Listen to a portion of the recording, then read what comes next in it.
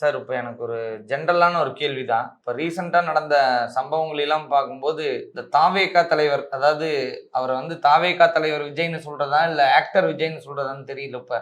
அந்த மனநிலைமையில நான் இருக்கிறேன். அதுல வந்து அவங்களோட ரசிகர்கள பார்த்தா ரசிகர்களா, இல்ல வெறியர்களா அப்படின்னே தெரியல. ஏன் உதாரணத்துக்கு இப்படி ஒரு வார்த்தைய சொல்றேன்னா, அவரு இப்போ ஒரு ரீசெண்டா ஒரு நிகழ்வு நடத்தியிருந்தாரு. அவரோட இடத்துல. முடிச்சு போகும்போது மறுபடியும் ஒரு வெறியர் என்ன பண்றாருன்னா, கதவ புடிச்சுக்கிட்டு ஒரு ஒரு 200 மீட்டர் காட்ட ஓடிக்கிட்டே இருக்கிறாரு அந்த கார் கதவை பிடிச்சிட்டு. அவருக்கு உளுந்து ஏதாவது ஆயிருந்தா என்ன ஆயிருக்கும் அப்படிங்கிறது தெரியல. உங்களோட பார்வையில நீங்க எப்படி பாக்குறீங்க சார்?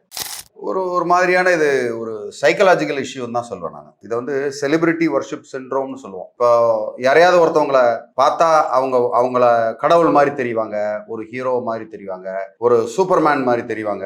அந்த மாதிரி மனசுக்குள்ள ஒரு சூப்பர்மேன் மாதிரி தெரிகிற ஒரு மனிதரை அப்படியே பின்னாடி ஓடுறது, ஒரு மாயையான உலகத்துல இருக்கிற மாதிரி அவங்க மனசுல நினைச்சுக்குவாங்க. ஆக்சுவலி பாத்தீங்கன்னா இந்த மாதிரி ஆட்களுக்கு வந்து சைக்காலஜிக்கல் கவுன்சிலிங் தான் கொடுக்கணும். என்ன ஒண்ணுன்னா, ஒரு துரதிருஷ்டமான விஷயம், நிறைய பேர் இருக்காங்க, அதுல நிறைய நல்லவர்கள் இருக்காங்க, நிறைய நல்லவங்க, நல்லது பண்ணணும்னு நினைக்கிறவங்க நிறைய பேர் இருப்பாங்க. நாட்டுல ஏதாவது தட்டி கேட்கணும்னு நினைக்கிறவங்க இருப்பாங்க. இந்த மாதிரி ஒரு ஹீரோ வந்த உடனே அடடா வாழ்க்கையில அதெல்லாம் நிஜம்னு நம்புறாங்க. பாவம், அவங்க மூளைக்குள்ள போய் இவர் வந்தா நல்லது அப்படின்னு நினைப்பாங்க. ஆனா அதே சமயத்துல ஒரு சில இடங்கள்ல அந்த ரசிகர்களே சேரை தூக்கி போட்டு உடைக்கிறது, ரோட்ல கண்ணாமண்ணான்னு போறது, அப்படி ஒரு ரோடு வயலேஷனு, எல்லா வயலேஷனும் பண்ணி நாங்கெல்லாம் ஆட்சிக்கு வந்துருவோம் அப்படின்னு மமதையோட அப்படி பேசுறதெல்லாம் பார்த்தா, நாளைக்கு இவங்கெல்லாம் வந்து ஒரு அரசியல்வாதியா இவங்கெல்லாம் வந்தாங்கன்னா ஆட்சி பொறுப்பெல்லாம் இவங்ககிட்ட கையில கொடுக்க முடியுமா? எவ்வளவு பயமா இருக்கு. ஓகே, எனக்கு வந்து பர்சனலா விஜயோட நடிப்பு வந்து ரொம்ப பிடிக்கும். நம்மள மாதிரி சுமாரான ஆட்களுக்குலாம் வந்து அது அவரும் வந்து ஒரு நேரத்தில் சுமார் தான். இப்போதான் ஒரு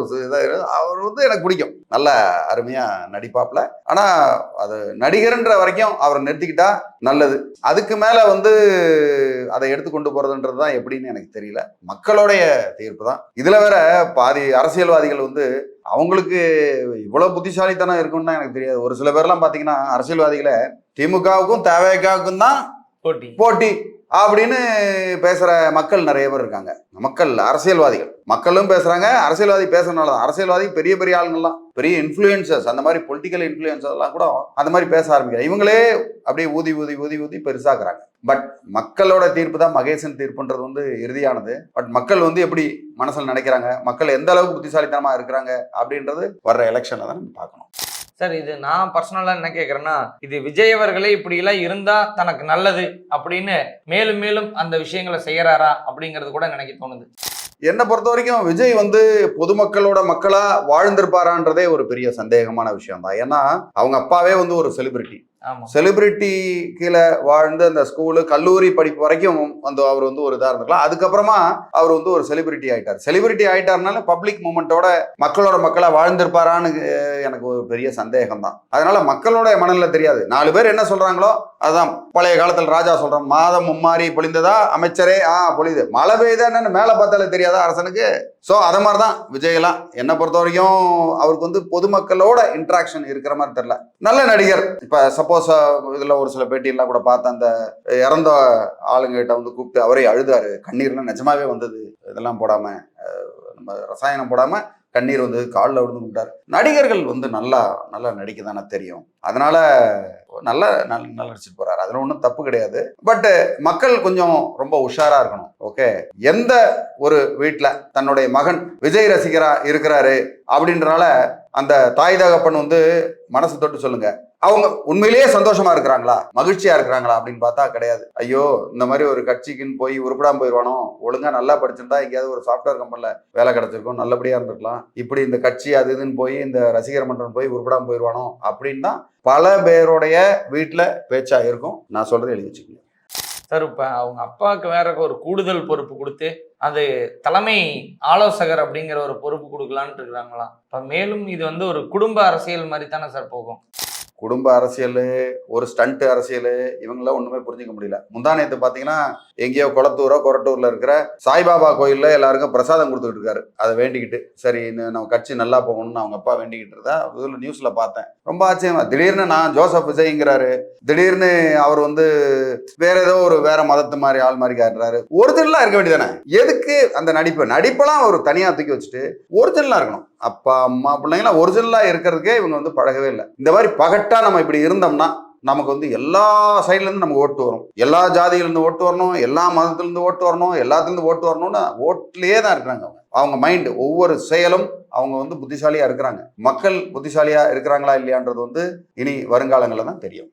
சார் பொதுவாகவே இப்போ ரீசெண்டாக ஒரு 2-3 மாதங்கள்ல இந்த மீடியாவா இருக்கட்டும், இந்த சோசியல் மீடியாஸ்லாம் அதிகமாக பார்த்தீங்கன்னா இந்த விஜய் மேனியாவா இருக்கிற மாதிரி ஒரு பின்பத்தை காட்டுற மாதிரி தெரியுது. இது இப்போ தேவைதானா?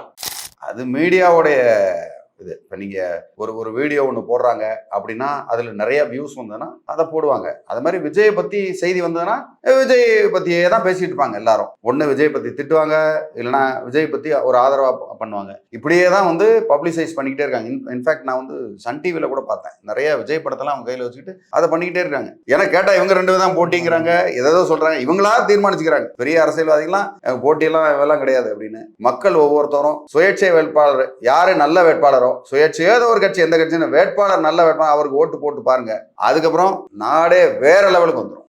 சார் இப்போ புதுசா கட்சி தொடங்கினாரு தேமுதிக தலைவர் விஜயகாந்த் அன்னைக்கு வந்து அவர் பிரஸ்ஸை சந்திச்சு தன்னோட கொள்கைகள் மற்ற விளக்க கூட்டங்கள்லாம் நடத்தினாரு. அதுக்கடுத்து திரு நாம் தமிழர் கட்சியை சார்ந்த சீமான் அவர்கள் பிரஸ்ஸை ரெகுலரா சந்திச்சாங்க, சில விஷயங்கள்லாம் பேசினாங்க. இப்போ புதிதாக கட்சி தொடங்கிய விஜய் அவர்கள் இதுவரையும் பத்திரிகையாளர் சந்திப்பே நிகழ்த்தவே இல்லை. இது அது தடுமாறுறாருன்னு எடுத்துக்கலாமா அந்த இடத்துல?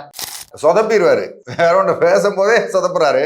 அதனால இந்த மாதிரி பிரஸ் மீட்லாம் போனா கண்டிப்பா சொதப்பல், சூப்பர் சொதப்பலா இருக்கும். மக்கள்லாம் வந்து சிரிச்சிருவாங்க, எப்பா நான்லாம் இவரெல்லாம் பேச சிரிச்சிருவாங்கப்பான்ற மாதிரி சிரிச்சிட்டு போயிடுவாங்க. அதனால பயந்து போயிருக்கிறாங்க, வேற ஒன்றும் இல்லை. ஸோ நீங்க விஜயகாந்த் இவர் சீமான்லாம் வந்து இவர் கூட கம்பேர் பண்ண முடியாது. ஏன்னா இவங்கெல்லாம் கீழ்த்தட்டுல இருந்து வந்தவங்க, கீழே ரொம்ப கீழ்த்தட்டுல இருந்து. விஜயகாந்தால் ரொம்ப கஷ்டப்பட்டு வந்தவர். விஜயகாந்த் மற்ற எல்லாரையுமே சொல்றேன் நான், ஈவன் கலைஞர் கருணாநிதி கூட அவர் வந்து கஷ்டப்பட்டு வந்தவர். ஜெயலலிதா அம்மா கஷ்டப்பட்டு வந்தவங்க. ஓகே, ஒவ்வொருத்தவங்களும் கஷ்டப்பட்டு வந்தாங்க. இவர் எம்ஜிஆர் அவர்கள் கூட கஷ்டப்பட்டு வந்தவங்க, ரொம்ப ரொம்ப சாதாரண நிலைமையில. ஆனா இவர் வந்து S.A. சந்திரசேகரோடைய மகன். S.A. சந்திரசேகரே வந்து ஒரு செலிபிரிட்டி. அவர் தான் வந்து விஜயகாந்த பெரியாளாக்கி விட்டவர். ஓகே, அந்த மாதிரி இருக்கும்போது இவர் வந்து பார்ன் வித் சில்வர் ஸ்பூன்லாம் வந்து ஒரு இடத்துல எப்படி கிடக்குறாங்கன்னு நான் யார் பேரையும் சொல்ல விரும்பல இந்த இடத்துல. அது மக்களா வந்து அது புரிஞ்சுக்கணும். யாரெல்லாம் பார்ன் வித் சில்வர் ஸ்பூன், அவங்கலாம் எப்படி இருக்காங்க அப்படின்றத நீங்க ஒரு பட்டியல் போடுங்க, பாத்தீங்கன்னா உங்களுக்கு தெரியும். இவர் பார்ன் வித் சில்வர் ஸ்பூன் தான். அதுல இவர் வந்து அவருடைய லெவலுக்கு ஏற்ற மாதிரி கஷ்டப்பட்டுருப்பாரே தவிர அப்படியே ஜாலியா தான் முன்னேறிட்டு வர்றாரே தவிர இனிமே தான் அவருக்கு கஷ்டம்னா என்னன்னு தெரியும். கண்டிப்பா சார். எனக்கு ஒரு பொது கேள்வியா இது உங்கள்கிட்ட கேட்குறேன், நீங்க அதுக்கு தனிப்பட்ட கருத்தை மக்கள்கிட்ட சொன்னா நல்லா இருக்கும். இப்ப 20 லட்சம் மக்களுக்கு கொடுத்தாரு, சரி அது மக்களோட வாய் அடைக்க நினைக்கிறாரோ இல்ல உண்மையா கருணையா கொடுத்தாரோ, ஆனா அவங்கள சந்திக்கிறதுக்கு மீண்டும் ஒரு முறை கரூர் அப்படிங்கிற ஒரு பெயரையே உச்சரிக்க முடியாம வராம அவங்க எல்லாத்தையும் பஸ் வச்சு அங்க சென்னையில வர வச்சு பார்த்ததை நீங்க எந்த மாதிரி பாக்குறீங்க? வர வச்சு பேசுறதுன்றது வந்து அது அவரோட இயல்பு, நமக்கு தெரியுதே.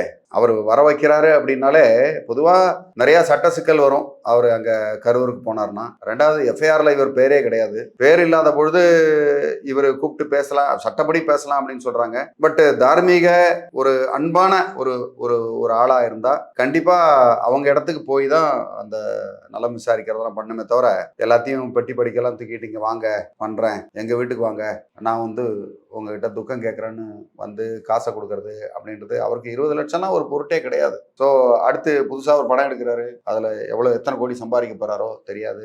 இப்பயே வந்து அரசியல் கட்சி ஆரம்பிச்சிட்டாரு, அதில் எவ்வளோ வசூல் பண்ணாங்கன்னு நமக்கு தெரியாது, அதுக்கெல்லாம் கணக்கு இருக்காது. ஸோ இதெல்லாம் வந்து அவங்களுக்கு 20 லட்சம் கொடுக்கறதெல்லாம் வந்து ஒரு ஜஸ்ட் லைக் தட் அவங்க மேபி ஒரு 2 நாள் செலவாக இருக்கும், பர்சனல் செலவு. அதை நான் பண்ணலை அப்படின்னா அவர் கிட்ட கொடுத்துட்டு போயிடுவார், ஒன்றும் பிரச்சனை இல்லை. இது வந்து நம்ம சட்டத்திலேயே வந்து இது தப்பு அப்படின்னு சொல்லி அவங்கள அறிவுறுத்தணும். சிபிஐ வந்து வந்துட்டாங்க உள்ள, வந்துட்டு இந்த மாதிரி விஷயங்களை வந்து ரெஸ்ட்ரிக்ட் பண்ணணும். ஃபார் எக்ஸாம்பிள் நிறைய சாட்சியங்களை வந்து அழிக்கிறதுக்கு வாய்ப்பு இருக்கு. இவர் கிட்டத்தட்ட 20 லட்சம் லஞ்சம் கொடுத்து இவருக்கு எதிராக சாட்சி சொல்லக்கூடாது அப்படின்னு ஒரு லஞ்ச பணமா இருக்கலாம் இல்லையா, ஒரு இன்டைரக்டா எனக்கு நீங்க எனக்கு நல்லபடியா சொன்னீங்கன்னா நான் உங்களுக்கு மேல ஒரு 10 லட்சம் தரேன்னு கூட வாக்குறுதி கொடுத்தாலும் கொடுத்துருக்கலாம், ஆச்சரியப்படுறதுக்கு இல்லை. ஸோ இந்த மாதிரி தனியா கூப்பிட்டு பேசுறதுன்றது என்னை பொறுத்த வரைக்கும் தவறு. பணம் அனுப்பலாம், செய்யலாம், அவங்களுக்காக செய்யலான்றதெல்லாம் ரைட்டு. தனியா கூப்பிட்டு ஒரு அடைச்ச ரூம்குள்ள பேசுறது, கண்ணீர் விட்டு அழுகிறது, செய்யறது போறதுன்றதெல்லாம் வந்து ஆக்சுவலி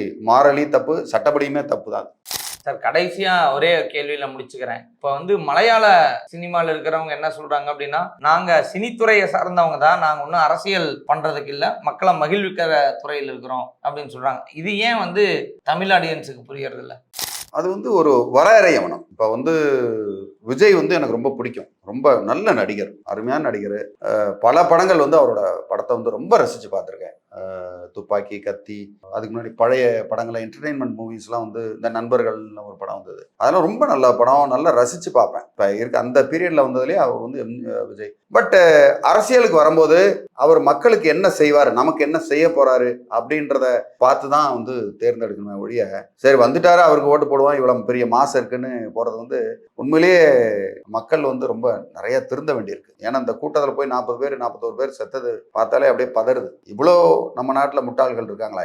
போய் பார்க்கறது, ஒரு நடிகனை போய் பார்க்கறதுக்கு அவ்வளோ அதில் என்ன அவ்வளோ கிரேஸ்ன்னு எனக்கு அது புரிஞ்சிக்கவே முடியல என்னால். அது வந்து மக்கள் மாறி தான் ஆகணும். மற்ற பக்கத்து மாநிலத்தில் இருக்கவங்கலாம் பார்த்தீங்கன்னா, ஈவன் இப்போ ஆந்திரா மக்கள்லாம் வந்து ரொம்ப மாறிட்டாங்க. அங்கெல்லாம் வந்து பெருசாக அவ்வளோ இப்போ இந்த அளவுக்கு கிடையாது. ஓகே, ஸோ என்னை பொறுத்தவரை மக்களுக்கு என்னென்னா, அவரை விரும்புங்க, அவர் படத்தை பாருங்க, எல்லாம் செய்யுங்க.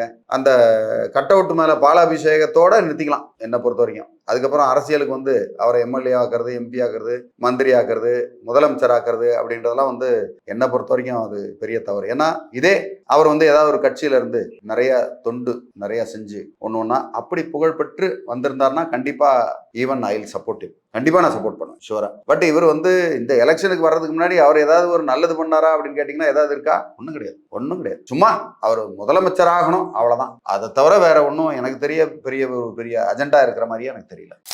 பெரும்பாலான நடிகர்கள் அரசியலுக்கு வரும்போது அவங்க சொல்ற விஷயம் என்ன, நாங்க மக்களால சம்பாதிக்கப்பட்ட நாங்க மக்களுக்கே திருப்பி செய்யறோம்னு அரசியலுக்கு வரோன்றாங்க. அதற்கு பதிலாக அவங்க வந்து இப்ப நிவாரண நிதிகள்லாம் கேட்கும்போது ஒரு 100 கோடி நான் நிவாரணம் தரேன், இல்ல மக்கள் அடுத்த படத்துக்கு நான் இலவசமா நடிச்சு கொடுக்குறேன், இல்ல டிக்கெட் மொத்த செலவையும் நானே எடுத்துக்கிறேன் அப்படின்னு ஏன் சார் சொல்றது இல்லை? அதான் அது சொல்றது இல்லை. அதான் மக்கள் அது வந்து பார்க்கணும். மக்கள் ரொம்ப சிந்திச்சு பார்க்கணும் இந்த இடத்துல. ஏன்னா அதுக்கு முன்னாடி எத்தனை தடவை இதே மாதிரி ஒரு 40 பேர் வேற எதுலையும் செத்தது இல்லையா? வேற யாரும் பாதிக்கப்பட்டது இல்லையா? இதுக்கு முன்னாடிலாம் நீங்க ஏன் குரல் கொடுக்கல? கட்சி ஆரம்பிச்சதுக்கு அப்புறம் தான் குரல் கொடுப்பீங்களா? ஏங்க 50 வயசுக்கு மேல ஆகுது விஜய்க்கு. ஓகே, 50 வருஷத்துல வந்து ஒரு 25 வருஷம் ஒரு முதிர்ச்சி அடைஞ்ச ஒரு ஆளா பார்த்துக்கோமே. 25 வருஷமா ஏதாவது ஒரு மக்களுக்கு ஏதாவது ஒரு சின்ன சேவை, ஒரு பிரச்சனைனா போய் முன்னாடி நிற்கிறது, செய்யறது, ஏதாவது பண்ணியிருக்காரா? ஒன்றும் கிடையாது. ஏதாவது பொருளுதவி செஞ்சிருக்காரா? ஒன்றும் கிடையாது. இப்போ கட்சிக்காரன் செத்துட்டான் அப்படின்றக்காவே 20 லட்சம்லாம் கிடையவே கிடையாது. அடுத்து ஓட்டுக்காக தான் எல்லாம். மொத்தமும் ஓட்டுக்காக, அடுத்து வியாபாரம், அவங்க வியாபாரம் செழிக்கிறதுக்காக தான் இத்தனையும் பண்ணுறாங்கன்றது என்னோட இந்த இடத்துல இது. மேலும் உங்களுக்கு வேற ஏதாவது இது சம்பந்தமான எதிர்கருத்துக்கள் இருந்தாலும் ஆதரவு கருத்து இருந்தாலும் நாகரிகமான முறையில் கமெண்ட் பண்ணீங்கன்னா உங்களுக்கு பதில் சொல்றதுக்கு நான் தயாராக இருக்கேன். நன்றி, வணக்கம்.